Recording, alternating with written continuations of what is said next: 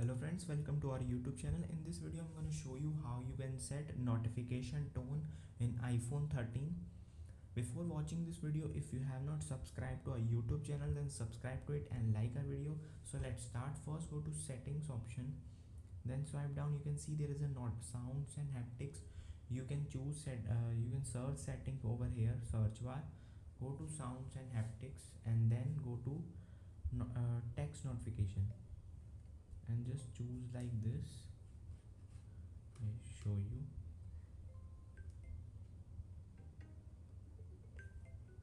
like this, and if you want to just go for classic, you can choose from it